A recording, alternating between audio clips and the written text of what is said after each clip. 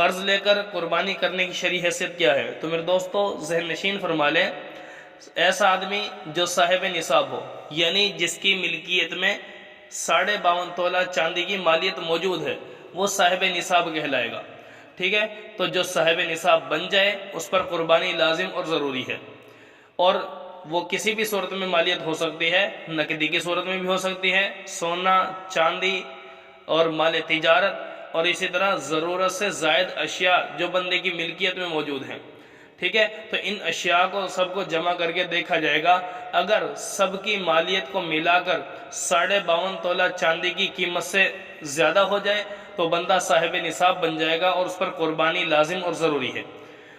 تو جس پر قربانی واجب ہو وہ بندہ، اگر اس کے پاس اتنی رقم موجود نہیں ہے نقدی کی صورت میں کہ وہ قربانی کر سکے، تو اس بندے کے لیے حکم یہ ہے کہ چاہے اپنی اشیاء میں سے جو موجود ہے کسی چیز کو بیچے، فروخت کر دے، پھر قربانی کرے، یا کسی سے قرض لے، بہرحال اس کو قربانی کرنی ہی پڑے گی، گزارا نہیں ہے۔ کیوں؟ اس لیے کہ نبی اکرم صلی اللہ علیہ وسلم نے ارشاد فرمایا کہ ایسا آدمی جس پر قربانی لازم کر دی اللہ نے، گویا جو صاحب نصاب بن گیا اور وہ قربانی نہیں کرتا، تو ایسا آدمی عید والے دن ہماری عیدگاہ کے قریب بھی نہ آئے۔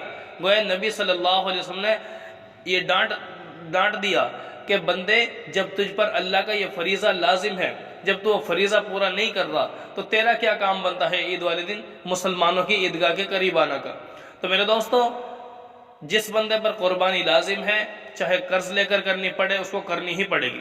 اور رہی یہ بات کہ جس پر قربانی لازم اور ضروری نہیں ہے، تو اس کو یہی کہا جائے گا کہ بھئی اگر جیب میں پیسہ ہے اور آسانی سے کرنا چاہے تو کر سکتا ہے، لیکن قرض لے کر قربانی کرنا اس کے لیے مناسب نہیں ہے۔